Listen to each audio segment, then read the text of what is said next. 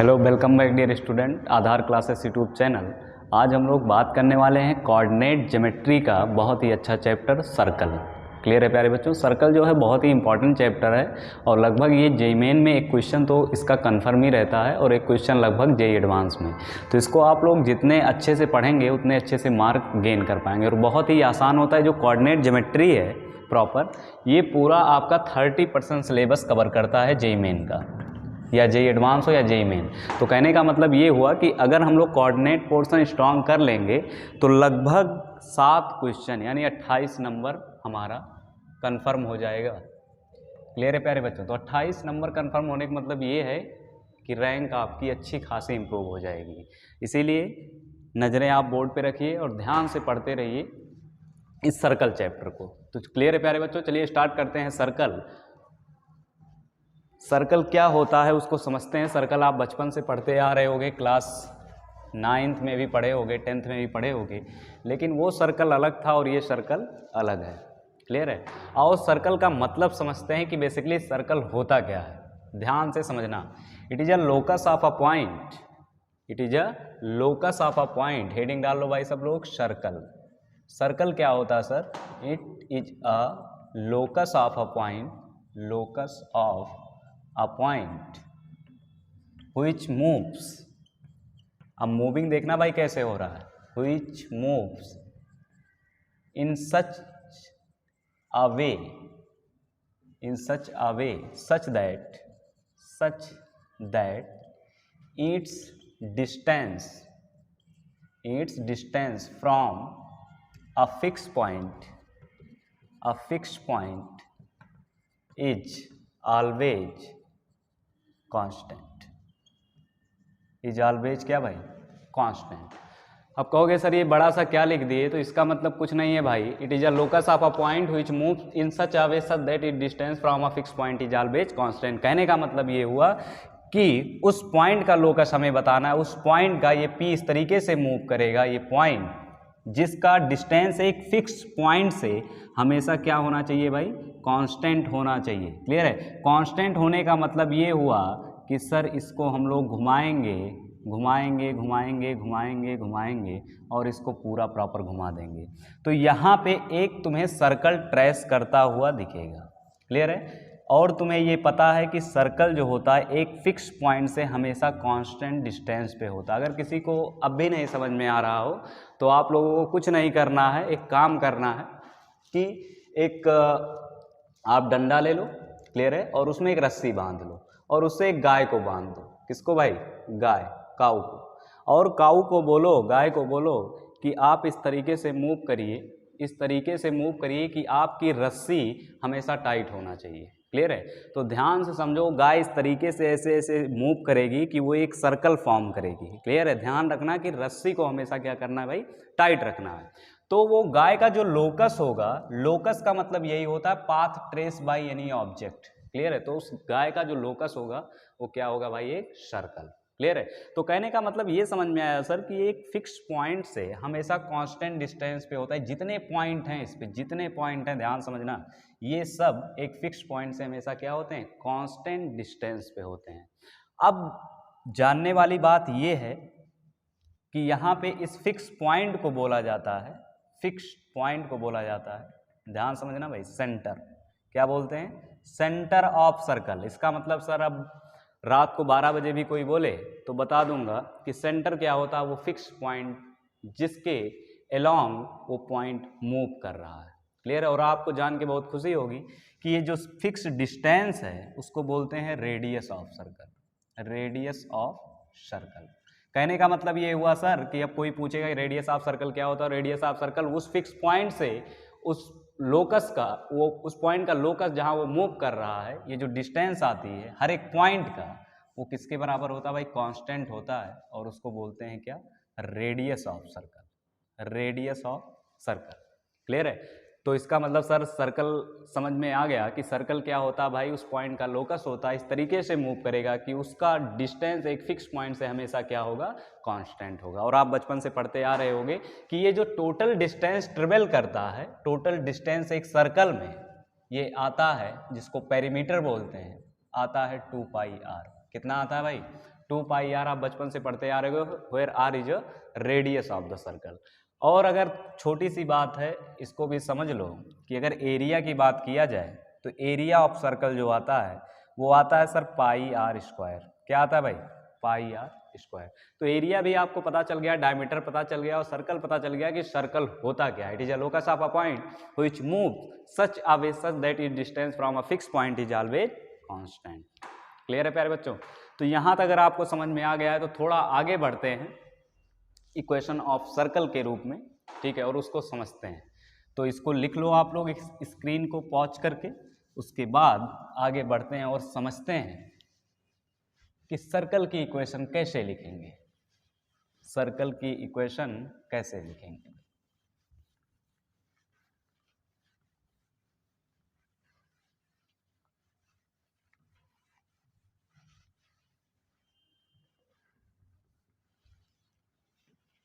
चलो आ जाओ, देखो यहां पे मान लेते हैं, ध्यान समझना भाई, equation of circle. Equation of circle, अभी हमने देखा सर्कल की डिफिनीशन की, वो एक फिक्स पॉइंट से जिसका नाम दे देते हैं सी, और इस पॉइंट को मान लेते हैं कि अल्फा कामा बीटा है। क्लियर? वो एक फिक्स पॉइंट से उस पॉइंट का लोकस जो एक फिक्स पॉइंट से हमेशा क्या हो कांस्टेंट डिस्टेंस पे हो। तो मान लेते हैं सर हमें इस एच कामा के का क्या निकालना भाई लोकस निकालना है। क्लियर है?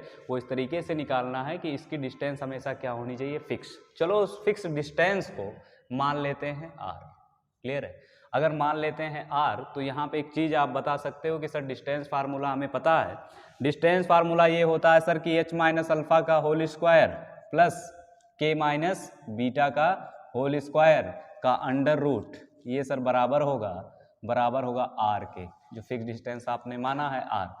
तो सर इसी को सॉल्व करते हैं। तो यहाँ से अगर ऑन स्क्वायरिंग बोथ साइड अगर स्क्वायर कर दोगे तो आ जाएगा एक्स माइनस अल्फा का whole square plus y minus beta का whole square equal to r square. और आपको जान के बहुत ही खुशी होगी कि यही है सर्कल की इक्वेशन, यही है आपके सर्कल की इक्वेशन। इसका मतलब सर ये समझ में आया कि सिर्फ सर्कल की इक्वेशन लिखने के लिए तुम्हें सेंटर पता होना चाहिए और रेडियस पता होना चाहिए। सर अगर सेंटर और रेडियस पता चल गया तो हम इक्वेशन ऑफ सर्कल लिख देंगे। तो इसमें जैसे अर्जुन को चिड़िया की आंख दिख रही थी, वैसे तुम्हें भी, आपको भी जब सर्कल की बात आएगी, इक्वेशन ऑफ सर्कल की बात आएगी, तो आपको दिखना चाहिए, क्या दिखना चाहिए भाई? Centre and radius. सर अगर सेंटर और रेडियस पता चल गया तो इक्वेशन ऑफ सर्कल हम लोग आसानी से निकाल ले जाएंगे। सर कैसे निकाल ले जाएंगे भाई? देखो अगर सेंटर पता चल गया तो क्या करेंगे, एक्स माइनस अल्फा का whole square plus y minus beta का होल स्क्वायर, और अगर रेडियस पता है तो बराबर क्या लिख देंगे, आर स्क्वायर। क्या लिख देंगे भाई? R square. चलो एक क्वेश्चन बता के दिखाओ। क्वेश्चन बोल रहा है, क्लियर है, find equation of circle. Question है find equation of circle with centre 2,3 and radius 4 unit. अरे सर यहाँ पे तो दोनों दे रखा है, तो बहुत ही आसान क्वेश्चन है कि नहीं भाई? देखो यहाँ पे सर सेंटर भी दे रखा है 2,3 और रेडियस भी दे रखा है कितना 4। क्लियर? अगर सेंटर भी दे रखा है, रेडियस भी दे रखा है, तो सर सर्कल की इक्वेशन लिखेंगे सर x माइनस 2 का whole square plus y minus 3 का whole square is equal to क्या भाई? R square. मतलब कितना आ जाएगा? 16। ये रहा सर सर्कल की इक्वेशन, यही है सर्कल की इक्वेशन। क्लियर है प्यारे बच्चों? तो सर्कल की इक्वेशन बहुत ही आसान है सर। अगर मुझे रेडियस पता रहेगा और सेंटर पता रहेगा तो इक्वेशन ऑफ सर्कल हम लोग आसानी से निकाल सकते हैं। क्लियर है प्यारे बच्चों? तो अब आज तक सिर्फ 2 ही चीज़ों पे बात करेंगे। अगर सर्कल की बात आएगी तो सिर्फ radius and centre of the circle हमें पता होना चाहिए। क्लियर है? तो चलो आगे बढ़ते हैं, जनरल फॉर्म ऑफ कोनिक की बात करते हैं। आप कोनिक का नाम सुने होंगे, कोनिक सेक्शन ही सुने होंगे। कोनिक सेक्शन का मतलब ही होता है कि उसमें आपकी प्रॉपर ज्योमेट्री आ जाती है। और एक इक्वेशन जो आपको बचपन से परेशान करता आ रहा है, बचपन कहने का मतलब ये हुआ कि क्लास 11 से ही वो इक्वेशन पैराबोला को भी बताता है, हाइपरबोला को भी बताता है, इलिप्स को भी बताता है और पेयर ऑफ स्ट्रेट लाइन यानी स्ट्रेट लाइन को बताता है। वो कौन सी इक्वेशन है सर, एक बार लिख दीजिए। और लिखता हूँ जल्दी से, देखना भाई। तो यहाँ पे लिखना general equation of conic. General equation वो कौन सी इक्वेशन है सर, जो यहाँ पे वो यही इक्वेशन है, ax square plus by square plus 2gx plus 2fy plus 2hxy plus c equal to 0। ये ऐसी इक्वेशन है मेरे भाई कि ये सर्कल को भी बताता है, स्ट्रेट लाइन को भी बताता है, पैराबोला को भी बताता है, हाइपरबोला को भी बताता है और इलिप्स की बताता है। वो डिफरेंट कंडीशन पे, जैसे आपने इसके पहले स्ट्रेट लाइन पढ़ चुके होगे तो तुम्हें पता होगा जहां तक कि अगर यहाँ पे AHG BFFC का डिटर्मिनेंट अगर 0 हो जाता है तो ये conic pair of straight line हो जाता है। ये जनरल इक्वेशन क्या हो जाता है, pair of straight line, pair of straight line. Clear है प्यारे बच्चों? तो यहाँ पे समझना ध्यान से कि सर AHG याद कैसे रखते हैं, AHG BFFC की वैल्यू अगर 0 हो जाती है तो ये कोनिक, ये इक्वेशन ऑफ कोनिक क्या कहलाता है, पेयर ऑफ स्ट्रेट लाइन। तो सर ये पेयर ऑफ स्ट्रेट लाइन कब कहलाता है और सर्कल कब कहलाएगा? सर्कल तब कहलाएगा, ध्यान से समझना, सर्कल तब कहलाएगा जब a बराबर b हो जाए। ध्यान समझना, सर्कल, सर्कल कब कहलाएगा, सर्कल कंडीशन ऑफ सर्कल क्या होगी इस कोनिक सेक्शन में, मतलब इस इक्वेशन में ऐसा क्या कर दिया जाए कि ये इक्वेशन ऑफ सर्कल हो जाए। तो देखना ध्यान से, अगर a बराबर b हो जाए एंड एक चीज और h बराबर 0 हो जाए, अगर ये दो कंडीशन सेटिस्फाई कर गया तो ये कोनिक किसका काम करेगा, सर्कल का काम करेगा। ठीक है, और अगर ये कंडीशन सेटिस्फाई कर गया तो ये कोनिक किसका काम करेगा भाई, पेयर ऑफ स्ट्रेट लाइन का काम करेगा। तो ये तो हम लोग आगे देख चुके हैं, अब हम लोग बात कर रहे हैं सर्कल का, तो सिर्फ इसी पे फोकस करेंगे कि a बराबर b हो जाए सर और h क्या हो जाए, 0 हो जाए। तो आओ जरा समझते हैं कि अगर a बराबर b हो जाए और h की वैल्यू 0 हो जाए तो इस इक्वेशन में क्या बदलाव आएगा, क्या चेंज आएगा, क्या चेंज आएगा। और भाई साहब जो चेंज आएगा वो चेंज आपको परेशान कर देगा। परेशान क्या करेगा, पढ़ने के लिए मेहनत तो करना ही पड़ेगा।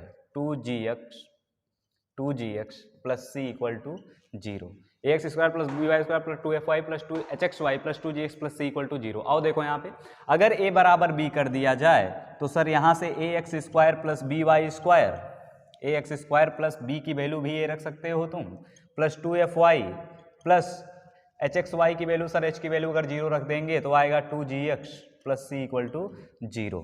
क्लियर है मेरे भाई? यही इक्वेशन है किसका, सर्कल का, यही इक्वेशन है किसका, सर्कल का। क्लियर है? ax स्क्वायर अगर यहाँ पे कभी कभी क्या होता है, इसे डिवाइड मार देते हैं, तो अगर इसे डिवाइड मार दोगे तो प्रॉपर जो तुम्हें कोनिक दिखेगी, प्रॉपर जो तुम्हें कोनिक दिखेगी वो ये कोनिक प्रॉपर दिखेगी कि x square plus y square plus 2fy plus 2gx plus c equal to 0। यही है इक्वेशन ऑफ सर्कल। अब कहोगे सर हम कैसे मान लें यही इक्वेशन ऑफ सर्कल है? अरे तो सुनो, बताता हूं कैसे इक्वेशन ऑफ सर्कल है, ध्यान समझना। अभी इसके पहले हमने इक्वेशन ऑफ सर्कल की चर्चाएं बढ़ाई थी, तो वहां पे बताया था कि अगर सेंटर अल्फा कामा बीटा होता है और रेडियस r होता है, अगर सेंटर अल्फा कामा बीटा होता है, रेडियस r होता है, तो इक्वेशन ऑफ सर्कल आता है भाई x माइनस अल्फा का whole square plus y minus beta का whole square equal to r square. आओ इसको ओपन करते हैं। ठीक है, आओ ओपन करते हैं, देखते हैं क्या मिलेगा। तो x square plus alpha square plus 2x alpha, sorry minus 2x alpha plus y square plus beta square minus 2y beta is equal to r square. Clear है? ये मिला। अब तुम मुझे गौर से देख के बताओ, गौर से देख, क्या यहाँ पे कोई xy का टर्म आ रहा है क्या? नहीं आ रहा है। क्लियर है? तो यहाँ भी तो नहीं आनी चाहिए। क्लियर है। तो इसीलिए एक्स वाई का टर्म ही नहीं आ रहा है, इसीलिए एच की वैल्यू क्या होनी चाहिए, 0 होनी चाहिए। और यहाँ पे तुम देखो कि जब भी एक्स माइनस अल्फा का whole square y minus beta का होल स्क्वायर करोगे तो एक्स और वाई का जो कॉफिशिएंट है एक्स स्क्वायर और वाई स्क्वायर का, वो हमेशा कितना आएगा, 1 आएगा। क्लियर है, वो आना भी चाहिए क्योंकि सर्कल की इक्वेशन है। क्लियर है प्यारे बच्चों, तो इतनी सी बात आपको समझ में आई होगी। तो आओ यहीं पे थोड़ा सा काम और कर लेते हैं, दोनों को कंपेयर कर लेते हैं। क्लियर है कि अगर सर जनरल फॉर्म लिखा हुआ है तो हम उसमें कैसे पहचानेंगे कि कौन सा सेंटर है और रेडियस कैसे निकालेंगे, बेसिकली कि सेंटर के पॉइंट कौन सा है और रेडियस कौन सा है। तो यहाँ पे गौर से देखो, अगर इस फॉर्म में इक्वेशन लिखी हुई है तो तुम बता सकते हो अल्फा और बीटा सर इसके सेंटर हैं और आर क्या है, रेडियस है। ठीक है, और अगर इस फॉर्म में लिखी हुई है तो हम कैसे बताएंगे सर कि सेंटर कौन सा होगा और रेडियस कौन सा होगा। तो आओ दोनों को कंपेयर करते हैं। ठीक है, लिखते रहें, दोनों को कंपेयर करके आपको बताना है कि अगर जनरल फॉर्म आ जाए सर्कल का तो कैसे हम बताएंगे कौन सा रेडियस है सर और कौन सा सेंटर। देखो ध्यान से, आओ कंपेयर कर लेते हैं ना, यहीं से कंपेयर करते हैं। थोड़ा सा इसको अच्छे से लिखते हैं। अच्छे से लिखने का मतलब जस्ट इसके बगल x square plus y square, x square plus y square, clear है, x square plus y square minus 2x alpha minus 2x alpha minus 2y beta, 2x alpha minus 2y beta plus alpha square plus beta square plus alpha square plus beta square minus r square equal to 0। तो यहाँ पे ऐसा नहीं लग रहा, अगर बहुत गौर से देखो तो सर यहाँ एक्स स्क्वायर, यहाँ स्क्वायर, यहाँ वाई स्क्वायर, यहाँ वाई स्क्वायर, यहाँ पे सर यहाँ पे जो x का कॉफिशिएंट है वो -2 अल्फा है और यहाँ पे जो x का कॉफिशिएंट है वो कितना है, 2g है। क्लियर है, कंपेयरिंग बोथ इक्वेशन, इसको मान लो इक्वेशन नंबर 2। ठीक है, कंपेयरिंग बोथ इक्वेशन। तो सर यहाँ से आ गया कि अल्फा बराबर -g, बोलो अल्फा बराबर क्या आ गया, -g। अब अगर हम लोग कंपेयर करते हैं y के कॉफिशिएंट को तो यहाँ से आ जाएगा -2 बीटा बराबर 2f। तो f बराबर आ जाएगा भाई, या बीटा बराबर आ जाएगा -f। क्लियर है, तो इसका मतलब सर ये समझ में आया कि general form of straight line अगर लिखा हुआ है तो उसमें सर ये f है तो -f सेंटर होगा y का कोऑर्डिनेट, और g है तो क्या होगा, -g। इसका मतलब अगर बात किया जाए सेंटर का तो बेसिकली सेंटर आएगा जनरल फॉर्म का -g कामा -f, -g कामा कितना आएगा भाई, -f। चलो सर अब रेडियस भी निकाल लेते हैं, सेंटर अगर आ गया है तो रेडियस कंपैरिजन के लिए यहाँ पे देखो क्या c की वैल्यू बराबर आ रही है इसके भाई। ठीक है, तो c की वैल्यू यहाँ से अगर देखोगे तो c बराबर आ रहा है sir alpha square plus beta square minus r square. तो सर यहाँ से r निकाल लेते हैं, r, तो आर स्क्वायर बराबर आ जाएगा alpha square plus beta square, बोलो माइनस c।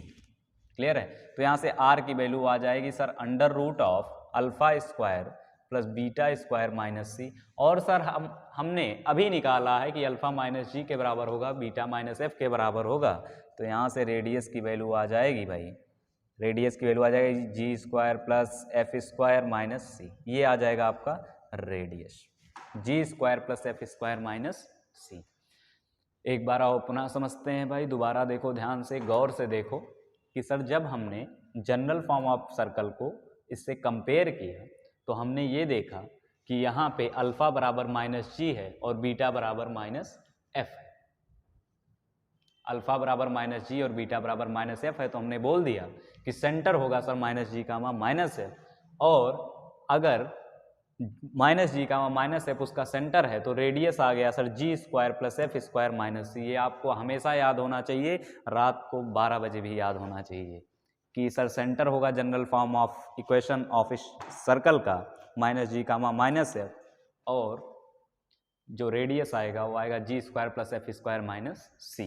क्लियर है, तो लिख लो इसको, इरेज करता हूँ, परमिशन दे दो भाई इरेज करने का। और आगे थोड़ा बढ़ते हैं, इसमें कुछ और चर्चाएं बढ़ाते हैं।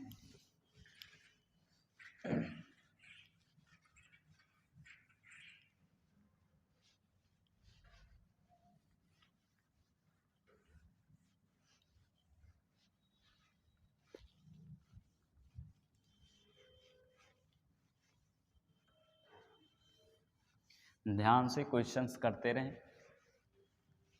चलो आ जाओ, आ जाओ भाई। हमने क्या देखा? हमने ये देखा सर कि अगर कोई जनरल फॉर्म ऑफ सर्कल लिखा हुआ x square plus y square plus 2gx plus 2fy plus c equal to 0, तो यहाँ पे सर सेंटर होगा सर्कल का -g -f सेंटर, और रेडियस आएगी sir under root of g square plus f square minus c minus ये आएगी। Clear है भाई? कोई यहाँ पे ये दिमाग नहीं लगाएगा सर प्लस माइनस आएगा। क्लियर है? क्योंकि रेडियस एक डिस्टेंस है, हमेशा प्लस के साथ आएगी। चलो आगे बढ़ो। एक क्वेश्चन दे रहा हूं, तुम्हें जवाब देना है मेरे सवाल का।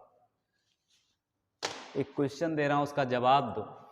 X square plus y square minus 2x minus 4y plus 3 equal to 0। Clear है? ये सर्कल है। Find centre and radius of circle. Radius of circle, find centre and radius of circle. तो सर आपने बताया है यहाँ पे हम लोग जनरल फॉर्म से कंपेयर करेंगे और जनरल फॉर्म को जस्ट इसके ऊपर लिख लेंगे sir, x square plus y square plus 2gx plus 2fy plus c equal to 0। तो यहाँ से सर हमने देखा कि 2g बराबर है -2 के। 2g बराबर किसके भाई? -2 के। मतलब g बराबर है सर -1 के। g बराबर है किसके? -1 के। यहाँ पे सर 2f बराबर है -4 के, तो सर f बराबर है -2 के। और हमें पता है कि बेसिकली जो सेंटर आता है वो आता है -g -f। इसका मतलब जो सर सेंटर आएगा वो यहाँ पे लिखूंगा -g मतलब 1 और -f मतलब 2। इसका मतलब ये सर्कल जो है सर इसका सेंटर होगा 1, 2। क्लियर है? अब बात करते हैं रेडियस की। तो सर रेडियस बराबर मैं तो लिखूंगा under root of g square plus f square minus c। तो यहाँ पे सर रेडियस की जो वैल्यू आएगी वो आएगी g स्क्वायर का मतलब भाई बताओ 1, f स्क्वायर का मतलब बताओ भाई 4। सर अब c कहाँ से लाएं? अरे दिख नहीं रहा है, देखो c की वैल्यू कितनी आएगी? 3 आएगी सर। माइनस क्या लिख देंगे? 3। इसका मतलब सर रेडियस आ चुका है अपना √2। कितना आ चुका है? √2। तो सर ऐसे कोई क्वेश्चन आए हम निपटा देंगे। बोलो निपटा दोगे ना? निपट तो नहीं जाओगे। एक और क्वेश्चन दे रहा हूँ, इसको टैलेंटेड बच्चे ही बता पाएंगे। ठीक है, एक और क्वेश्चन दे रहा हूँ, गौर से सुनना और सही सही जवाब देना भाई। 2x square plus 2y square 2x square plus 2y square plus 4x plus 8y minus 16 equal to 0। Question ये है, same question, find centre and radius of circle. Find centre and radius of circle. गलती नहीं करोगे, गलती नहीं करोगे, और गलती होगी तुमसे जहां तक जो अच्छे बच्चे होंगे वो गलती नहीं करेंगे। क्लियर है? चलो चलो आओ भाई बताते हैं। कई बच्चों का जो सेंटर है वो आ चुका होगा -2, -4 -2, तो वो लोग गलत बता रहे हैं। क्यों गलत बता रहे हैं? आओ आओ, मैंने बोला था ना इसके ऊपर जस्ट हम लोग लिखेंगे किसकी इक्वेशन भाई? जनरल फॉर्म की इक्वेशन। तो आएगा sir x square plus y square plus 2gx plus 2fy plus c equal to 0। अरे सर यहाँ पे तो 2 आ रहा है और यहाँ पे 1 1 है। अरे तो डिवाइड मार देते हैं ना 2 से।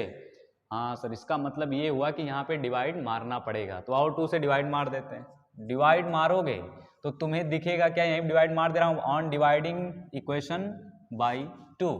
क्यों सर डिवाइड कर रहे हैं? क्योंकि जनरल फॉर्म में 1 है भाई और यहाँ पे कितना है? 2 है। तो जैसे ही डिवाइड मारोगे, डिवाइड होके जो इक्वेशन आएगी बताओ मुझे, x square plus y square plus 2x plus 4y minus 8 equal to 0। अब सर आ गया एकदम। कन्फर्म, ठीक है। अब सर यहाँ पे कंपेयर करेंगे, 2g बराबर 2 होगा और 2f बराबर क्या होगा 4 होगा, तो सर g बराबर 1 आ जाएगा और f बराबर 2 आ जाएगा सर। और हमें पता है सेंटर सर -g कामा -f होता है, तो आ जाएगा -1 कामा -2। क्लियर।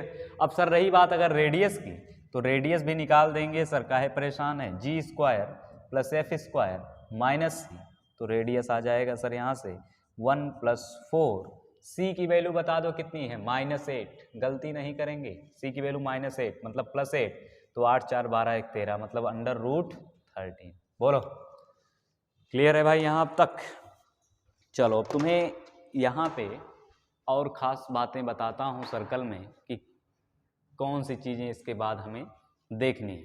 तो ये क्लियर है, ये अगर क्लियर है तो मेरे भाई एक चीज़ बताओ मुझे, एक चीज़ बताना कि एक सर्कल में की इक्वेशन लिखने के लिए हमें कितने चीज़ों की ज़रूरत पड़ेगी। एक सर्कल, चलो ये बताओ कि एक सर्कल में कितने कांस्टेंट इन्वॉल्व होते हैं।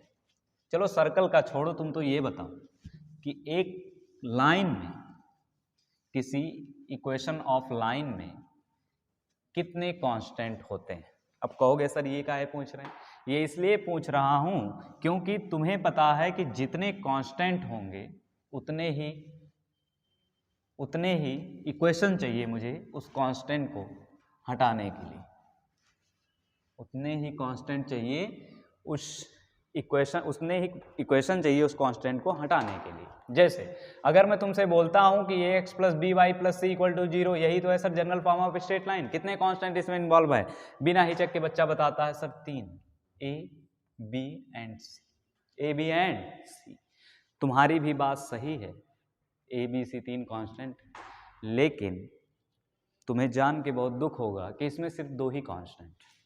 कहोगे सर कैसे 2 कांस्टेंट, अरे एक काम करो ना, a से डिवाइड मार दो, a से डिवाइड मार दो, तो b/a y + c/a = 0। चलो इसको एक कांस्टेंट मान लेता हूँ x + c1y, और इसको दूसरा कांस्टेंट मान लेता हूँ c2 = 0।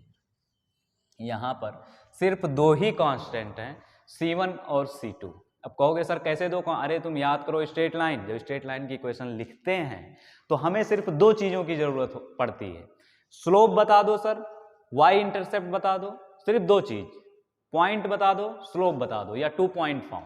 क्लियर है, कोई स्ट्रेट लाइन की इक्वेशन लिखने के लिए सिर्फ 2 चीजों की जरूरत पड़ती है। और तुम्हें जान के खुशी होगी कि एक स्ट्रेट लाइन में सिर्फ 2 ही अननोन होते हैं। General form of equation of straight line जो होता है उसमें सिर्फ 2 ही अननोन होते हैं, इसका मतलब 2 ही इक्वेशन चाहिए तुम्हें वेरिएबल को निकालने के लिए। अब यहाँ पे मैं बात करने वाला हूँ सर्कल का, ठीक है। तो सर्कल को गौर से देखो, वहां पे कोई गड़बड़ी नहीं है, क्लियर है। वहां पे जितने कांस्टेंट तुम्हें दिखेंगे उतने ही कांस्टेंट होते ही हैं, क्योंकि ये चल के आगे जब हम लोग क्लास 12th में पढ़ेंगे डिफरेंशियल इक्वेशन, तो वहां पे तुम एकदम फील करोगे कि कैसे ही सर 2 ही कांस्टेंट इन्वॉल्व है। देखो यहाँ पे x² + y² + 2gx + 2fy + c = 0। बताओ कितने कांस्टेंट इन्वॉल्व हैं इसमें। सर हमको तो लग रहा है 3, तो सही लग रहा है। कौन कौन से, g, f एंड c। इसका मतलब सर GFC 3 अननोन है, तो GFC अगर 3 अननोन है यहाँ पे, तो मुझे 3 इक्वेशन भी चाहिए इनको निकालने के लिए, G, F और C की वैल्यूज। तो इसका मतलब सर ये समझ में आया कि हमें 3 इक्वेशन चाहिए G, F, C को रिमूव करने के लिए। तो किसी सर्कल को फिक्स करने के लिए हमें 3 पॉइंट की जरूरत पड़ेगी। क्लियर है, 3 पॉइंट की जरूरत। अब कहोगे सर कैसे, 2 पॉइंट से क्यों नहीं काम चलेगा। नहीं चलेगा, देखो कैसे नहीं चलेगा। जैसे मैंने कहा कि ये एक P है और एक Q है, ये पॉइंट P है और ये पॉइंट क्या है, Q। तो मेरे भाई 2 पॉइंट से इनफाइनाइट सर्कल पास हो सकते हैं। कितने, इनफाइनाइट सर्कल पास हो सकते हैं 2 पॉइंट से। क्लियर है, तो ये लाइन ये फिक्स नहीं होगी। क्लियर है, तो तुम चाहते हो कि सर्कल फिक्स हो जाए, तो मिनिमम तुम्हें 3 पॉइंट से पास कराना पड़ेगा, 1, 2 एंड 3। अगर तुमने 3 पॉइंट से पास करा दिया तो ब्रह्मांड में ऐसी एक ही सर्कल होगी जो कि तीनों पॉइंट से पास हो रही है, सिर्फ एक ही सर्कल। क्लियर है, ऐसे ही लाइन में ध्यान से समझना, जो हम लोग लाइन पढ़ चुके हैं, लाइन में अगर किसी का सिर्फ स्लोप कांस्टेंट करते हो, स्लोप बता दिया तुमने कि बताओ एक लाइन है उसका स्लोप जो है वो m है, उसका स्लोप क्या है भाई m है, तो अगर सिर्फ स्लोप को तुमने फिक्स किया तो लाइन नहीं फिक्स हुई, क्योंकि एक स्लोप की तो इनफाइनाइट लाइनें ड्रॉ होंगी। इसका मतलब एक चीज और सर अगर फिक्स कर दूं तो वो लाइन फिक्स हो जाएगी, कौन, c। अब अगर तुमने m और c दोनों फिक्स कर दिया तो ये जो लाइन है वो क्या हो जाएगी, फिक्स हो जाएगी। क्लियर है? इसका c अलग होगा, इसका c अलग होगा, इसका c अलग होगा, इसका c अलग होगा, इसका c क्या होगा, अलग होगा। तो अगर m और c दोनों तुमने फिक्स कर दिया तो लाइन क्या होगी भाई, लाइन क्या होगी, फिक्स हो जाएगी। तो ऐसे सर्कल में हमें बेसिकली 3 पॉइंट चाहिए उस सर्कल को फिक्स करने के लिए।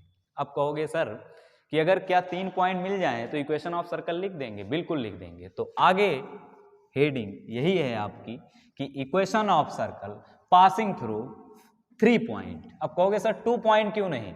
क्योंकि 2 पॉइंट से तो सर इनफाइनाइट सर्कल पास होंगे। क्लियर है? अगर सर्कल को तुम्हें फिक्स करना है तो 3 पॉइंट मिनिमम तुम्हें लेना ही पड़ेगा एक प्लेन में। तो equation of circle passing through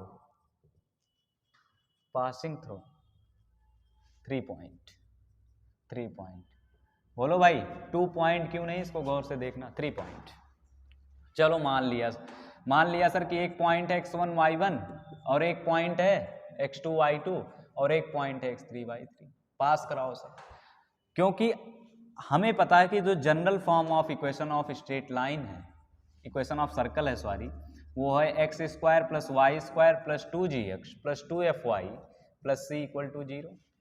clear है? अब जाहिर सी बात है ये सर्कल अगर मैं चाहता हूं फिक्स हो तो 3 पॉइंट से पास करा दूंगा और 3 इक्वेशन मिल जाएगी मुझे GFC में। तो जितने वेरिएबल उतने इक्वेशन हम लोग सॉल्व कर लेंगे, GFC की वैल्यू निकालेंगे। कैसे?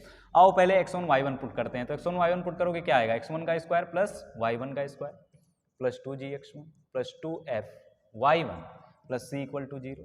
Equation number first. एक बार x2 y2 पुट करेंगे तो x2 square plus y2 square plus 2gx2 plus 2fy2 plus c equal to 0। Equation number second. First second third क्या होगा भाई, x3 y3 से पास करेगा तो x3 का स्क्वायर प्लस y3 का square plus 2gx3 plus 2fy3 plus c equal to 0। क्या 3 equation 3 unknown? 3 equation 3 unknown. Clear? GFC। इसके बाद हम GFC को सेपरेटली प्लस माइनस करके उसको हम लोग निकाल लेंगे GFC की वैल्यू, और एक फिक्स वैल्यू आएगी और वो सर्कल तुम्हारा क्या हो जाएगा, फिक्स हो जाएगा। क्लियर है? तो इसको नोट कर लो कि equation of circle passing through 3 point, equation of circle passing through 3 point.